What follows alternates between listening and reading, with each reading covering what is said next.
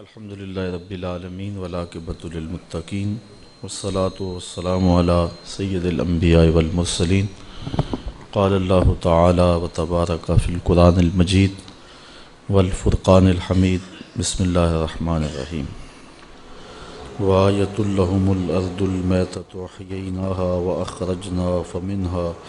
وأخرجنا منها حبا فمنه یأکلون وجعلنا فيها جنات من نخيل وعناب وفجرنا فيها من العيون ليأكلوا من ثمره وما عملته أيديهم أفلا يشكرون صدق الله مولانا العظيم وصدق رسوله النبي الكريم الرؤوف الرحيم اللهم نور قلوبنا بالقرآن وزين أخلاقنا بالقرآن وادخلنا الجنة بالقرآن ونجنا من النار بالقرآن قال الله تعالى وتبارك في شان حبيبه مخبرا وآمرا إن الله وملائكته يصلون على النبي يا أيها الذين آمنوا صلوا عليه وسلموا تسليما الصلاة والسلام عليك يا رسول الله وعلى آلك وأصحابك يا محبوب رب العالمين۔ تمام حمد و ثناء، تعریف و توصیف اللہ جل مجدہ الکریم کی ذات بابرکات کے لیے، رسول رحمت، شفیع معظم، نبی محتشم، حضور ختم المرتبت صلی اللہ علیہ وسلم کے حضور ناز میں اپنی عقیدتوں، ارادتوں اور محبتوں کا خراج پیش کرنے کے بعد واجب الاحترام، ذوی الاحتشام، معزز محتشم سامعین، السلام علیکم ورحمۃ اللہ وبرکاتہ۔ سورہ یاسین سے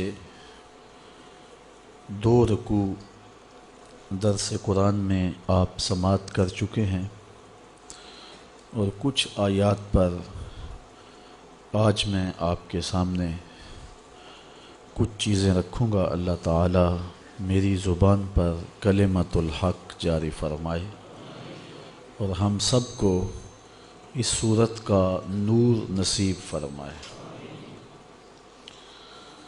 یہ صورت قرآن مجید کا قلب ہے، دل ہے، اور آقا کریم کی یہ آرزو تھی کہ میری امت کے ہر شخص کے دل میں سورہ یاسین ہو۔ اس لیے اس کے مضامین کو سمجھنا، ازبر کرنا، اس کی تلاوت راتوں کی تنہائیوں میں کرنا، دن کے اجالوں میں کرنا، ہماری دنیاوی اور اخروی نجات کی ضمانت ہے۔ یہاں اس رکوع میں اللہ تعالی جل شانہ نے ہمارے ارد گرد جو اس کی قدرت کے نشانات پھیلے ہوئے ہیں ان کی طرف توجہ مبذول کروائی ہے، تاکہ ہمارا یقین و اذعان پختہ تر ہو جائے، اور اللہ کی ذات پر یقین کی پختگی عمل کے لیے مہمیز ہے اور آخرت کی تیاری کے لیے ابھارتی ہے۔ جتنا عقیدہ پختہ ہوگا اتنا عمل عمدہ ہوگا۔ اسی لیے سورہ یاسین کی تلاوت کرنے سے عمل میں نکھار آتا ہے۔ اللہ کی ذات پر یقین بڑھ گیا تو پھر عمل میں بھی نکھار اس کا لازمی نتیجہ ہے۔ اب بڑے وہ دلائل جو ہمارے گرد و پیش میں پھیلے ہوئے ہیں ان سے ہمارے یقین اور اذعان کے اضافے کے ساماں کیے جا رہے ہیں۔ وآیۃ لہم، اور ان کے لیے ایک نشانی، الارض المیتۃ، مردہ زمین ہے۔ زمین جب خالی پڑی ہوتی ہے تو اسے مردہ کہتے ہیں۔ پھر جب بارشیں برستی ہیں، مینہ پڑتا ہے، تو ان میں کسان جب بیج بوتا ہے تو وہ مردہ زمینیں جب سبزہ اگاتی ہیں تو زمرد کی چادر بچھ جاتی ہے، زندگی کے آثار، رویدگی کے آثار ظاہر ہوتے ہیں۔ تو انسان نے اس مردہ زمین کو دیکھا تو وہ کیسی عجیب لگ رہی تھی۔ چند دنوں کے بعد جب اس پہ سبزے کی چادر بچھ گئی تو پھر وہ زمین کتنی خوبصورت دکھائی دیتی ہے۔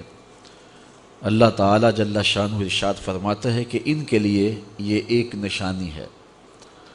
علماء کرام نے لکھا ہے کہ وَآیَةٌ، آیتن کے اوپر جو تنوین ہے یہ تفخیم کے لیے ہے، تو پھر اس کا مطلب یہ ہوا کہ ایک بہت بڑی نشانی مردہ زمین ہے، احییناہا، جس کو ہم نے زندہ کیا، وَأَخْرَجْنَا مِنْهَا حَبًّا، اور اس سے ہم نے اناج نکالا، فَمِنْهُ يَأْكُلُونَ، اور اسی سے تم کھاتے ہو، اسی سے یہ لوگ اناج لیتے ہیں، اناج کھاتے ہیں۔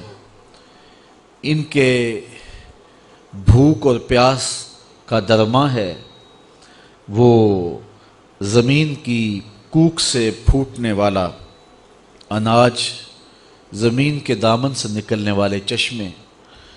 تو کہا کہ فَمِنْهُ يَأْكُلُونَ، تو اسی اناج سے وہ کھاتے ہیں۔ تو انسان کی آنکھوں پر غفلت کے پردے نہ ہوں، بصیرت کا نور رکھتا ہو تو یہ چاروں طرف پھیلی ہوئی زمین، اس کے اوپر اگنے والا سبزہ، درختوں کی شاخوں پہ لٹکتے ہوئے پھل، پھلوں کے اندر رس، اس کے ذائقے کی کیفیات اور طبی اہمیت انسان کو ایک رب کے قریب کر دیتی ہے، اور وہ بے ساختہ پکار اٹھتا ہے ربنا ما خلقت ھذا باطلا، مالک تو نے ایسے ہی انہیں پیدا نہیں کیا ہے۔ تو یہ اس کی ذات پر دلیل ہے۔ تو یہ سبزے، یہ زمین کی کوکھ کو چیر کے نکلنے والے پودے، تو کہا یہ ہم نے نکالے ہیں اور اس اناج سے تم کھاتے ہو۔ فَمِنْهُ يَأْكُلُونَ، منہ کو یاکلون سے مقدم رکھا ہے، جبکہ جار مجرور جو ہوتے ہیں وہ متعلق ہوتے ہیں فعل کے، اور فعل کے بعد ذکر کیے جاتے ہیں، لیکن عربی میں کبھی ان کو مقدم بھی کر دیا جاتا ہے۔ تو جب جار اور مجرور مرکب بن کر کے فعل سے مقدم ہو جائے تو اس کی کوئی حکمت ہوتی ہے۔ تو یہاں منہ کو جو مقدم رکھا گیا ہے یاکلون پر، تو یہ اشارہ ہے نباتات کی اہمیت پر۔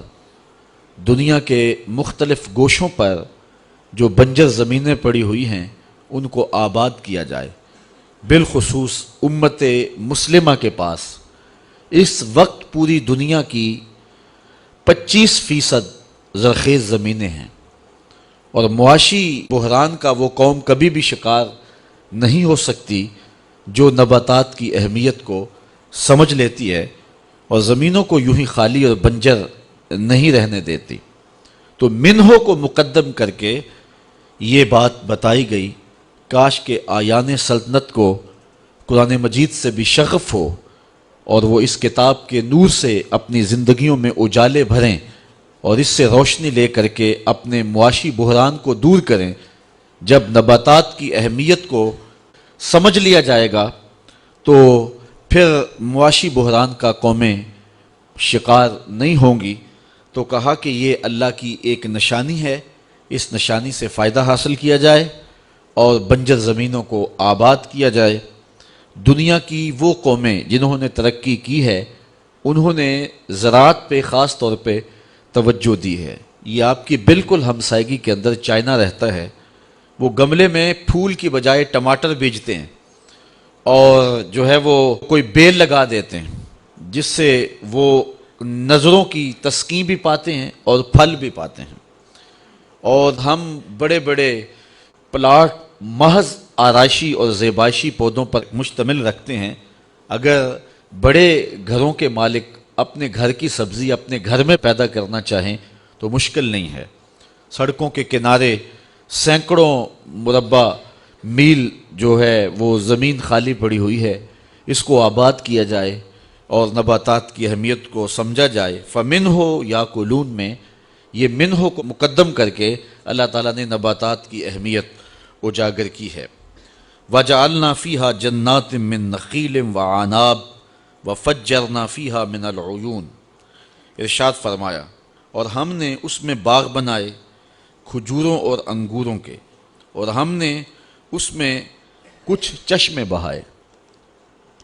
زمین کے اندر اگنے والے پھل، نباتات اور مختلف چیزوں کا ذکر اجمالی طور پہ فرمانے کے بعد خاص طور پہ کھجوروں کا اور انگوروں کا ذکر کیا، اس لیے کہ قرآن مجید کے اولین مخاطبین عرب تھے اور وہاں کھجوریں کثرت کے ساتھ پائی جاتی تھیں، اور انگوروں سے بھی وہ اچھی طرح آشنا تھے، اور ان کے بعض علاقوں میں انگور اعلیٰ نسل کے پائے جاتے ہیں۔ طائف کے اندر اور دیگر علاقوں کے اندر انگور کی 1000 کے قریب اقسام ہیں، اور ان دو پھلوں کا الگ سے ذکر اس لیے بھی کیا کہ یہ پھل انسان کے لیے انتہائی مفید ہیں۔ دماغی قوا کی ضروریات کو جتنا کھجور پورا کرتی ہے اتنا کوئی اور پورا نہیں کرتی۔ معدے کے السر کے لیے جس قدر کھجور مفید ہے، یہ کھجور کا ہی مقسوم ہے۔ کھجور ایک ایسا پھل ہے کہ جو کچا بھی کھایا جا سکتا ہے، جو پکا بھی کھایا جا سکتا ہے، جس کو آنے والے موسموں کے لیے سٹور بھی رکھ سکتے ہیں۔ کھجور کا درخت جو ہے اس پر خزاں طاری نہیں ہوتی ہے، اور اس کی گٹھلیاں جانوروں کے چارے کے کام بھی آتی ہیں۔ عرب گٹھلیاں پیس کر کے اس کو اپنے جانوروں کو کھلایا کرتے تھے، تو انسانی ضرورتوں کی کفالت بھی یہ کھجور کرتی ہے، اور اپنے چوپایوں کی ضروریات بھی اس کھجور سے پوری کی جا سکتی ہیں۔ اور شاید کھجور کے ذکر کا سبب یہ بھی ہو کہ ایک روایت میں آتا ہے اکرموا امتکم النخلہ، اپنی پھپھی کھجور کی عزت کیا کرو، یہ تمہارے باپ حضرت آدم علیہ السلام کے خمیر سے بچی ہوئی مٹی سے بنائی گئی ہے۔ تو انسان کا کھجور کے ساتھ جو تعلق ہے وہ ایک بہت گہرا ہے، اور یہ بہت پرانا درخت ہے جو دھرتی کے اوپر آغاز میں ہی اگا دیا گیا۔ اس لیے کہا گیا کہ اگر تم نظر اٹھا کے دیکھو تمہیں صحراؤں میں اگے ہوئے کھجوروں کے درخت نظر آئیں گے جو تمہاری ضروریات کی کفالت کرتے ہیں، تو کیا ان کھجوروں کو دیکھ کر کے تم رب کی قدرت اور رب کی صنائی اور رب کی کاریگری اور رب کی ذات پر تیقن اور یقین کی دولت نہیں پاتے ہو؟ تو یہ کھجوریں تمہیں کچھ سکھاتی ہیں۔ اور پھر دوسرا ذکر وعناب، انگوروں کا کیا۔ انگور جو ہے اس کا جو شیرہ ہے یہ ماں کے دودھ سے مشابہت رکھتا ہے ذائقے میں اور توانائی میں۔ پھر قدرت نے جس صنائی کے ساتھ، جس کاریگری کے ساتھ اس شیرے کو ایک باریک جھلی کے اندر پیک کیا ہے، یہ ایک الگ کہانی ہے۔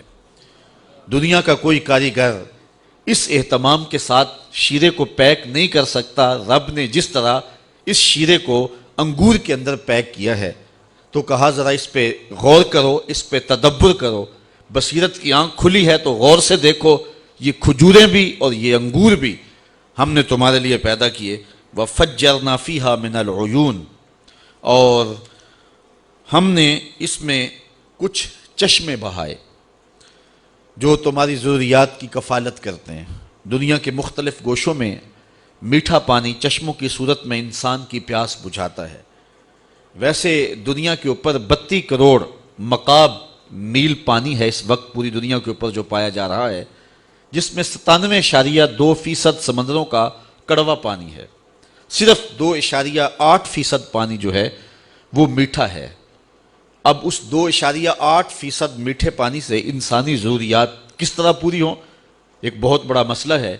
لیکن رب کا اہتمام یہ ہے کہ وہ گرم ہواؤں کو جب بھیجتا ہے تو وہ سمندروں سے بخارات اٹھاتی ہیں، اور کرۂ زمہریر میں پہنچ کر کے وہ بخارات جو ہیں وہ جب دوبارہ بارش کا رنگ اختیار کرتے ہیں تو وہ بالکل میٹھا ہو چکا ہوتا ہے، اور پھر پوری دنیا کے اوپر وہ پانی برستا ہے دریاؤں کے راستے، پھر دوبارہ سمندر میں پہنچ جاتا ہے۔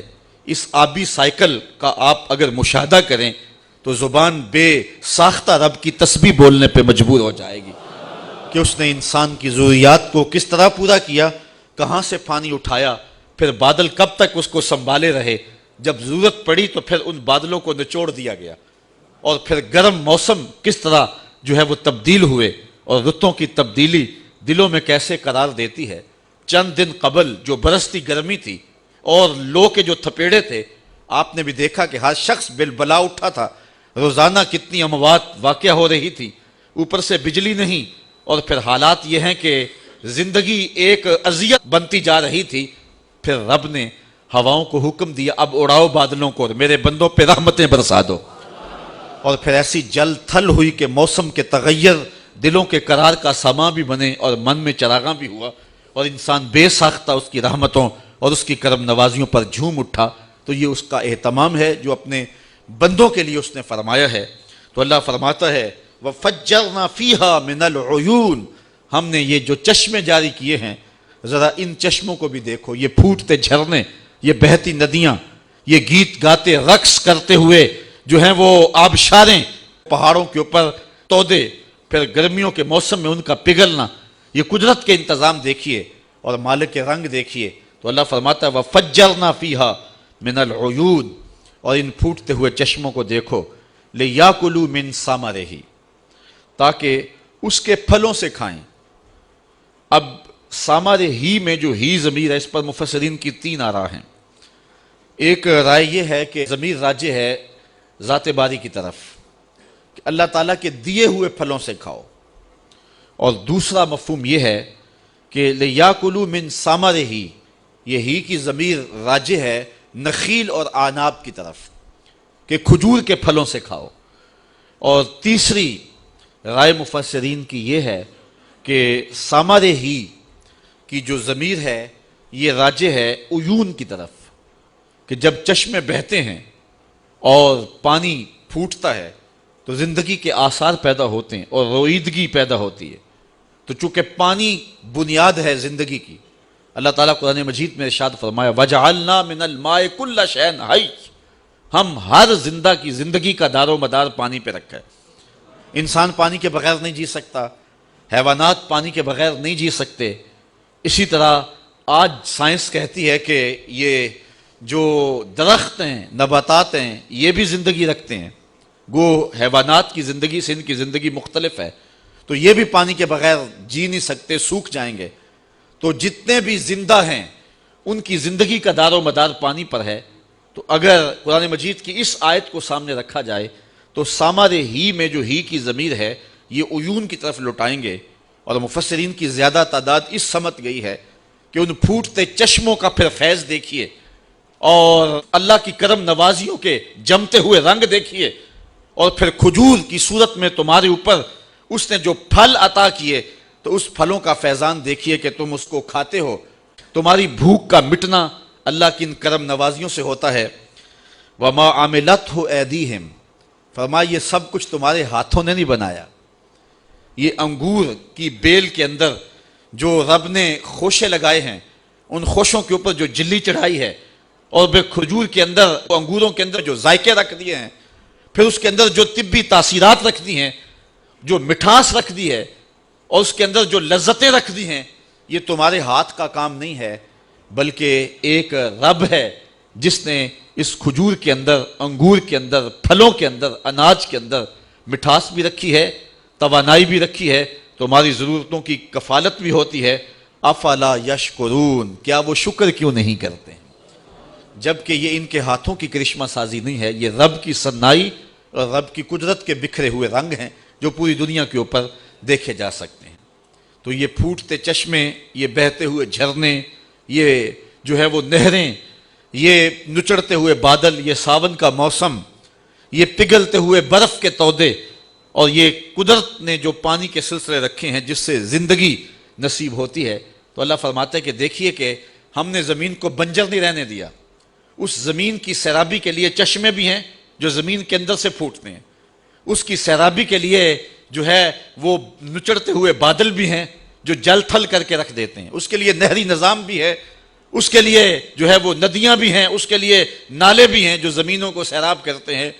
اس آیت کریمہ کے اس مفہوم کو اگر سامنے رکھیں تو ایک اور مفہوم بھی سمجھ میں آتا ہے، اور وہ یہ ہے کہ جب زمین کا حق ہے کہ وہ خالی نہ پڑی رہے، اس پہ برگ و بار آئے، اس پہ سبزہ آئے، اس پہ رویدگی آئے، جب رب زمین کو بھی مردہ نہیں رہنے دیتا تو وہ رب کیسے چاہے گا کہ دل بنجر رہیں؟ تو جو زمین کی زندگی کے لیے پانی اور چشمے اور زمین کی زندگی کے لیے نچڑتے بادل جس نے جو ہے وہ بنائے ہیں، اس نے دلوں کی زندگی کے لیے نبی بھی بھیجے ہیں، رسول بھی بھیجے ہیں، کتابیں بھی بھیجی ہیں اور مصلحین کو بھی بھیجا ہے تاکہ دلوں کی بستیاں غیر آباد نہ رہیں۔ جس طرح مردہ زمین پر بارش برسی تو رویدگی پیدا ہوئی، اس طرح اہل اللہ کی صحبت میں جانے والے دلوں کی زندگی پایا کرتے ہیں، اور نبیوں کے قرب میں رہنے والوں کے دلوں میں کبھی صداقت کے پھول کھلتے ہیں، کبھی عدالت کے پھول کھلتے ہیں، کبھی سخاوت کے پھول کھلتے ہیں، کبھی ولایت کے پھول کھلتے ہیں۔ تو یہ ساری کرشمہ سازیاں اس رب نے اپنے بندوں کے لیے فرمائی ہیں۔ افلا یشکرون، یہ لوگ اللہ کا شکر کیوں ادا نہیں کرتے ہیں؟ اصل نعمتوں کی بہتات بعض اوقات انسان کو غور نہیں کرنے دیتی، حالانکہ نعمتوں کی بہتات پر بندے کو زیادہ شکر گزار ہونا چاہیے۔ بھوک پیاس کاٹی ہو تو پھر نعمت ملے تو پھر اسے پتہ چلتا ہے۔ وہ ایک مقولہ ہے کہ قدر نعمت زوال نعمت کے بعد ہوتی ہے۔ تو چونکہ ہمیں یہ اتنا کچھ مراحل جو طے کر کے یہ سبزہ، یہ اناج، یہ پھل جو ہمارے تک پہنچتے ہیں، ہمیں کبھی اس کا احساس ہی نہیں ہوا۔ پلیٹ میں سجے ہوئے ہمارے سامنے آ جاتے ہیں تو ہم نے کبھی اس پہ تدبر ہی نہیں کیا کہ کتنے مراحل طے کیے تھے۔ ایک بزرگ تھے تو وہ کھانا کھانے بیٹھے تو روٹی ایک جانب سے تھوڑی سی جلی تھی، تو ایک شخص نے اس کو اٹھا کے ایک جانب پھینک دیا۔ تو وہ بزرگ فرمانے لگے، مخاطبہ کرے کہ اس شخص سے، کہ کسان سحری کے وقت اٹھا جب سارا زمانہ سویا ہوا تھا، اس نے ہل جوتے اور جا کے زمین کو پھاڑا، اور پھر 2-3 دن تک وہ زمین کو نرم کرتا رہا، پھر وہ بیج لے کر کے گیا، بیج ڈالا، پھر سہاگا چلایا، پھر اس کے بعد اس نے پانی دیا، اور وہ بھی بیل اس نے جو ہے وہ جوتے کنویں پہ، اور کنویں سے پانی نکالا اور زمین کو سیراب کیا۔ پھر اس کے بعد جب رویدگی پیدا ہوئی تو جڑی بوٹیاں بھی اگ گئیں، تو وہ کسان پہلے تو خود اکیلا جاتا تھا، اب اپنے بچوں کو بھی ساتھ لے گیا، اور ایک کونے سے لے کے دوسرے کونے تک ساری جڑی بوٹیاں نکالتا رہا، اور کئی دن اس عمل میں لگ گئے۔ پھر پانی دیتا رہا، رب بھی اہتمام فرماتا رہا، بارشیں بھی برستی رہیں۔ جب بارش نہیں آئی تو ضرورت پانی کی تھی تو اس نے پھر جو ہے وہ کنویں پر بیل جوتے اور پھر پانی دیا۔ پھر جو ہے وہ چاند جو تھا، اس کی چاندنی اس کے اوپر لگے ہوئے اناج کے اندر رس بھرتی رہی اور مٹھاس پیدا کرتی رہی، اور سورج اس کو پختہ کرتا رہا۔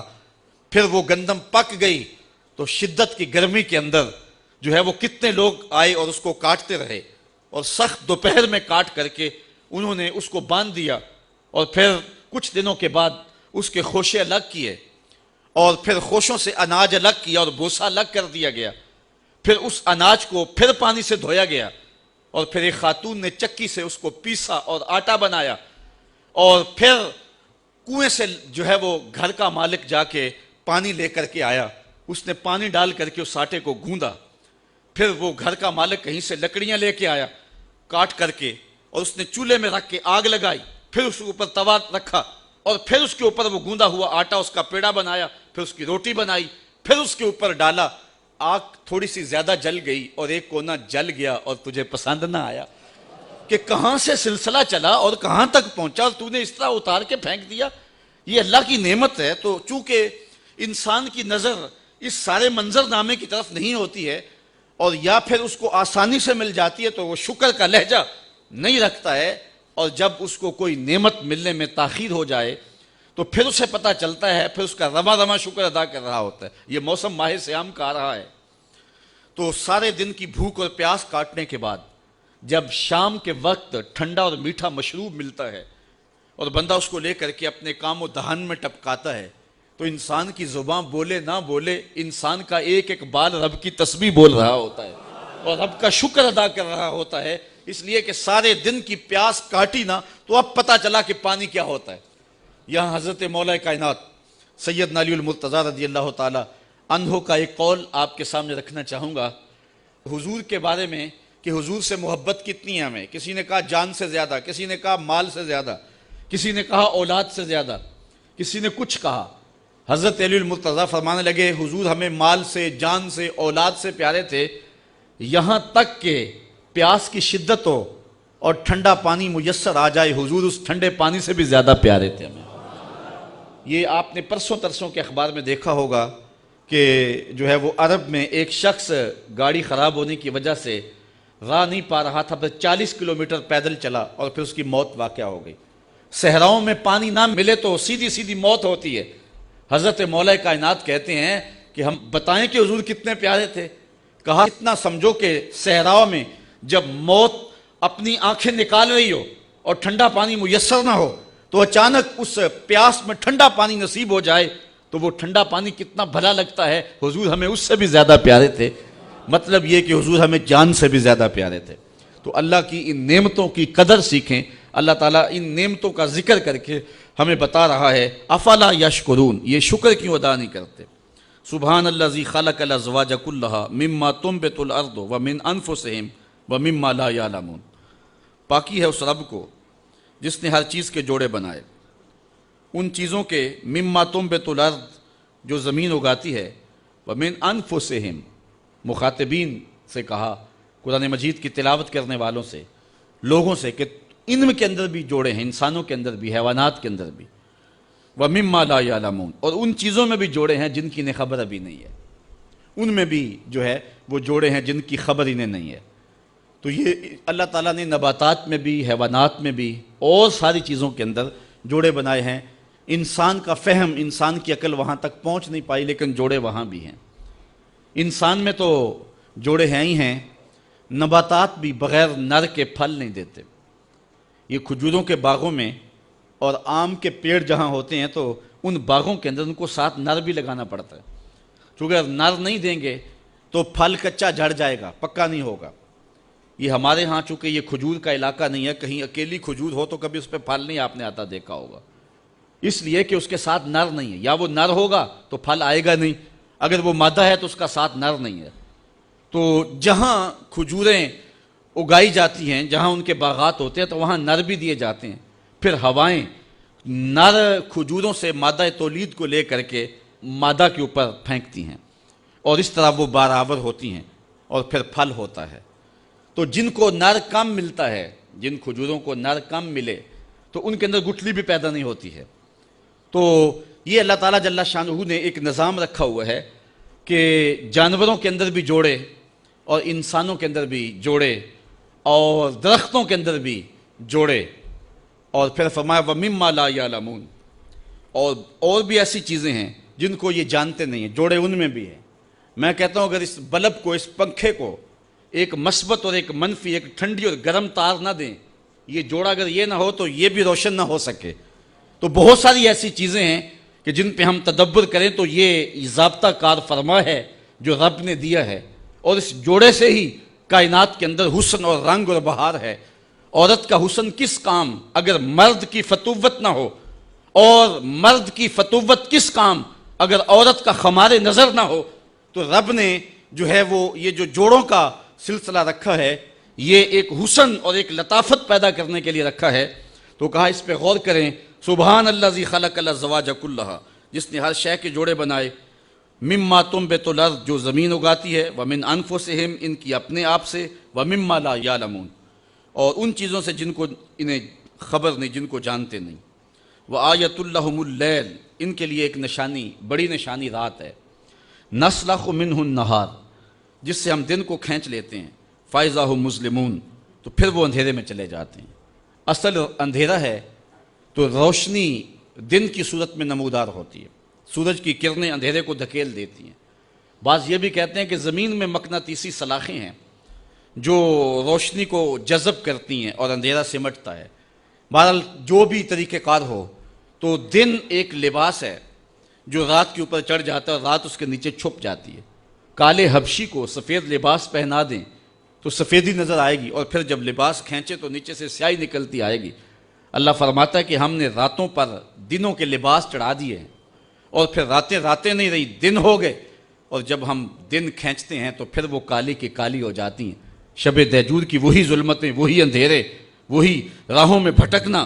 تو فرمایا کہ یہ ایک نشانی ہے اگر اس پہ غور کریں کہ ہم نے دن بنائے۔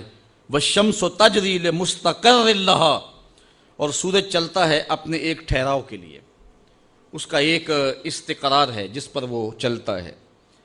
اچھا، حضرت عطا بن ابی رباح رضی اللہ تعالیٰ عنہ، یہ حضرت عبداللہ ابن عباس رضی اللہ تعالیٰ عنہ کے شاگرد ہیں، انہوں نے اس کو لِمُسْتَقَرٍّ لَهَا کو لا مستقر لہا پڑھا، ایک قرات انہوں نے یہ پڑھی ہے۔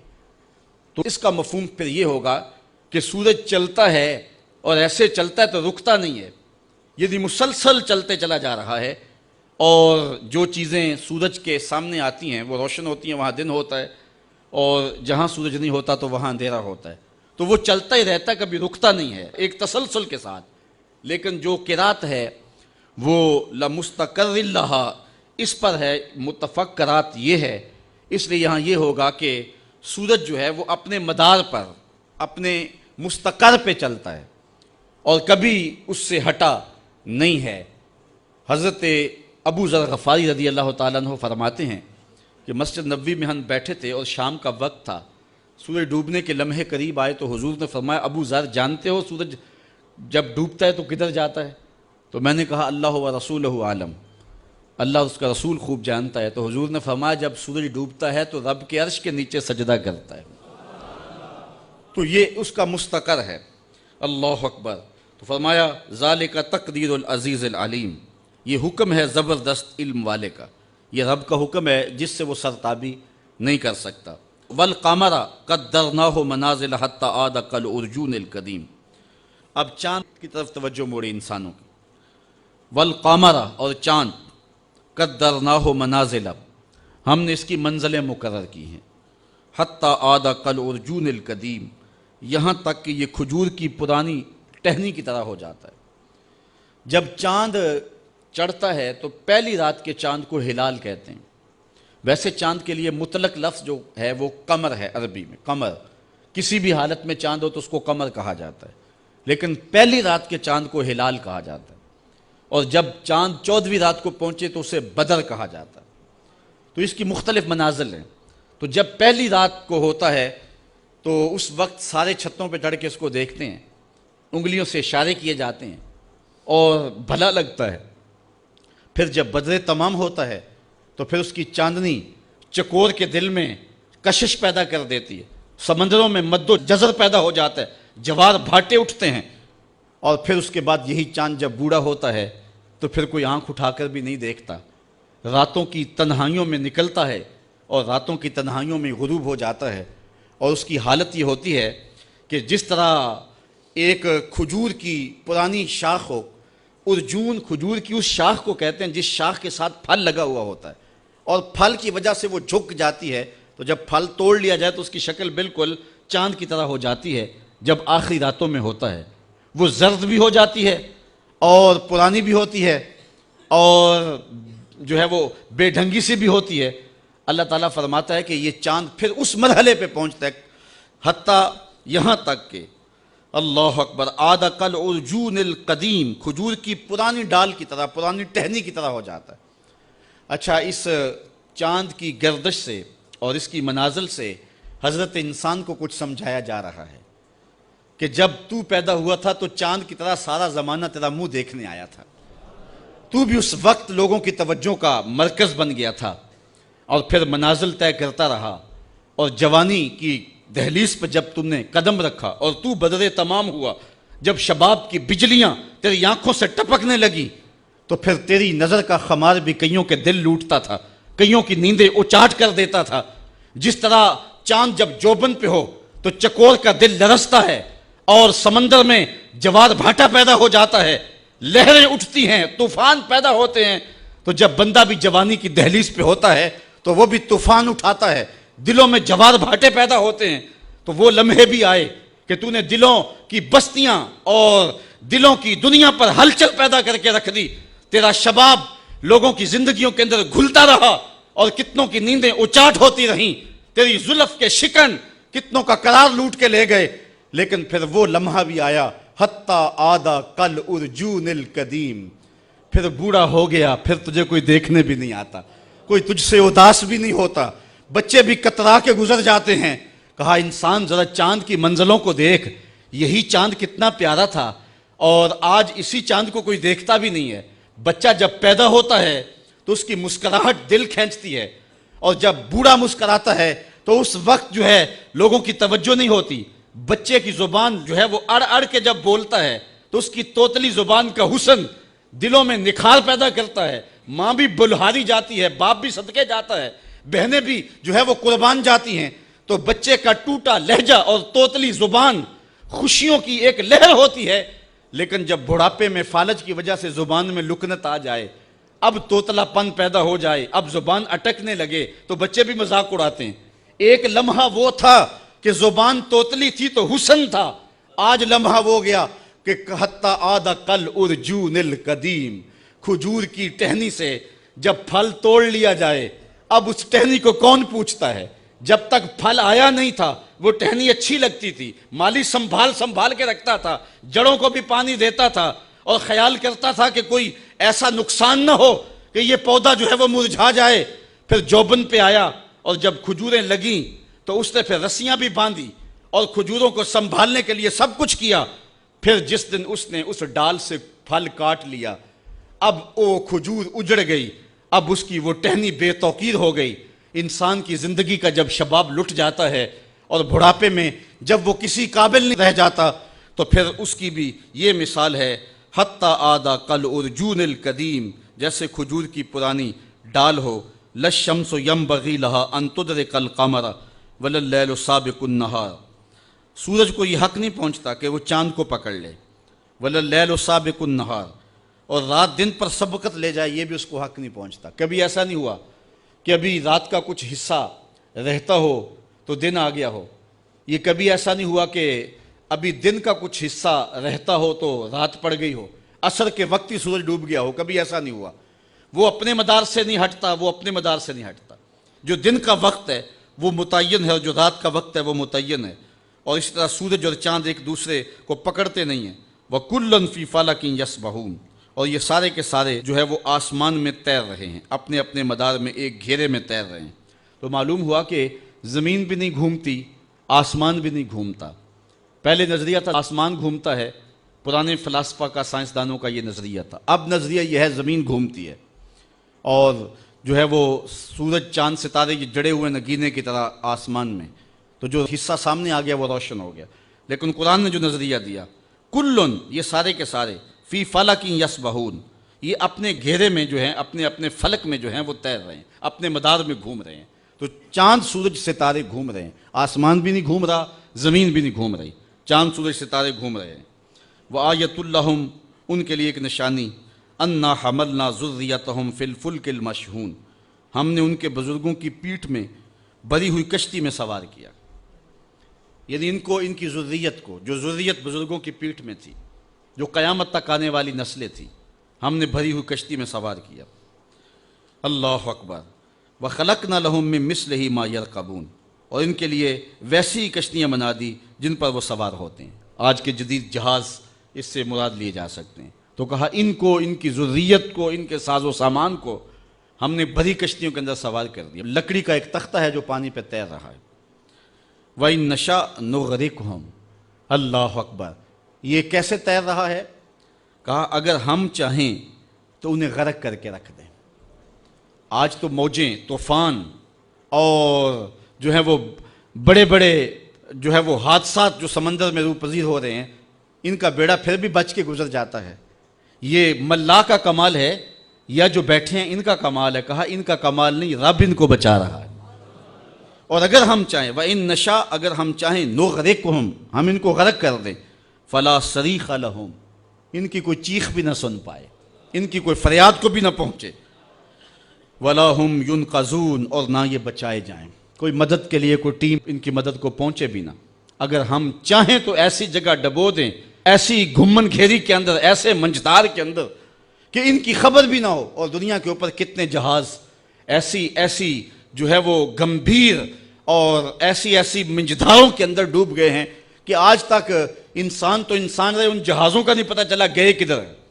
تو اللہ فرماتا اگر ہم چاہیں تو ایسی جگہ ڈبو دے جہاں ان کی کوئی فریاد بھی نہ سنے، ان کی کوئی آواز بھی نہ سنے، الا رحمتا منا، لیکن ہم ان کو بچا رہے ہیں۔ کیوں؟ یہ ہماری رحمت کی وجہ سے بچ رہے ہیں۔ وَمَتَاعًا إِلَىٰ حِينٍ، اور ایک وقت کے لیے ان کا برتنا ہے، ان کی موت ان کی زندگی کی حفاظت کر رہی ہے، اس وجہ سے یہ بچتے آ رہے ہیں کہ موت کا بھی وقت نہیں آیا، پیغام اجل ابھی نہیں آیا، تو یہ سمجھتے ہیں ہم بچ کے آگے، تم نہ بچ پاتے، یہ بچانے والا بچا رہا ہے جس نے تمہاری موت کا وقت مقرر کیا ہے، جب تک اس متعین وقت پہ نہیں پہنچو گے تمہیں کوئی نقصان نہیں پہنچا سکتا، اور جب وہ وقت آ گیا تمام تر قوتیں، تمام تر طاقتیں جو ہیں وہ بے بس ہو جائیں گی۔ شیخ سعدی نے لکھا ہے یہ سانپ جو ہوتا ہے نا، سانپ، اس کا پاؤں نہیں ہوتا، یہ اپنے جسم کو بل دے کر کے حرکت کرتا ہے اور آگے جاتا ہے، اور ایک جانور ہے کن کھجورا اسے کہتے ہیں، اس کے 100 پاؤں ہوتے ہیں، 100 پاؤں۔ تو یہ سانپ اور اس کی آپس میں دشمنی ہے، کبھی کن کھجورا کہیں نظر آئے تو سانپ پھر اپنی ایڑی چوٹی کی ہمت صرف کر دیتا ہے اس کو شکار کرنے کے لیے، چونکہ اس کی یہ مرغوب غذا ہے۔ تو شیخ سعدی فرماتے ہیں کہ کن کھجورا نکلا نا تو سانپ نے بھاگ کر کے اسے پکڑ لیا، تو کسی نے کن کھجورے سے کہا تیرے 100 پاؤں تھے اور سانپ کا ایک بھی پیر نہیں تھا، اور تو 100 پاؤں رکھنے کے باوجود ایسے سے پکڑا گیا جس کا ایک پیر بھی نہیں ہے۔ تو اس نے کہا کہ تقدیر کے آگے تدبیر نہیں چلتی، کہ تقدیر ڈاڈی ہے تو تقدیر کے آگے میرا 100 پیر بھی کام نہ دے سکا۔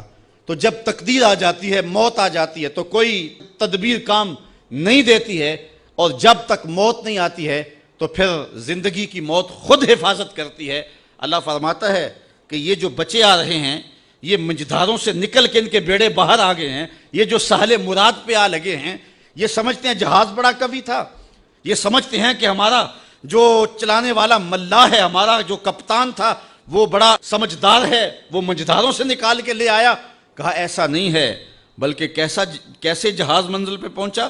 الا رحمتا منا، یہ ہماری رحمت کی وجہ سے ہوا ہے۔ اللہ اکبر۔ ومتاعا الی حین، اور ایک وقت تک برتنے کو دینا جو ہم نے مقرر کیا ہے اس وجہ سے۔ وَإِذَا قِيلَ لَهُمُ اتَّقُوا مَا بَيْنَ أَيْدِيهِمْ وَمَا خَلْفَهُمْ لَعَلَّكُمْ تُرْحَمُونَ، اور جب ان سے فرمایا جاتا ہے ڈرو تم اس سے جو تمہارے سامنے ہے اور جو تمہارے پیچھے آنے والا ہے۔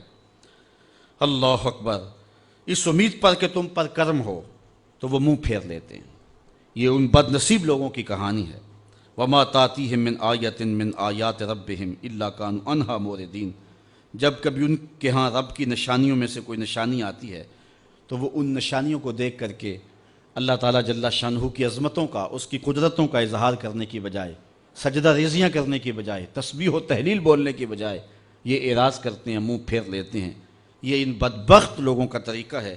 وآخر دعوانا ان الحمدللہ رب آفاق کے ہر گوشے میں قرآن سنا کر دم لینا،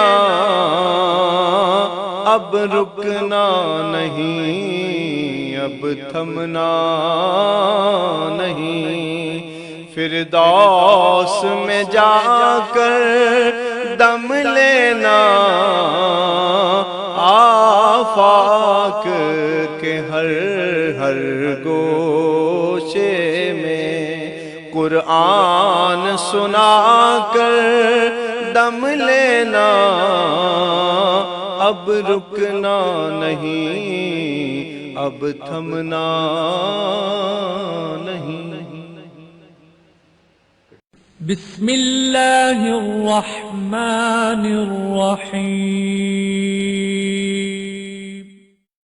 ہم جہد و عظیمت کے راہی، ہم جہد و عظیمت کے راہی، منزل پہ جا کر دم لیں گے، میدان عمل میں نکلے ہیں، میدان عمل میں نکلے ہیں، باطل کو مٹا کر دم لیں گے، ہم جوہد و عزیمت کے راہی منزل پہ جا کر دم لیں گے، آفاق کے ہر ہر گوشے میں، آفاق کے ہر ہر گوشے میں قرآن سنا کر دم لیں گے، اب رکنا نہیں، اب تھمنا نہیں،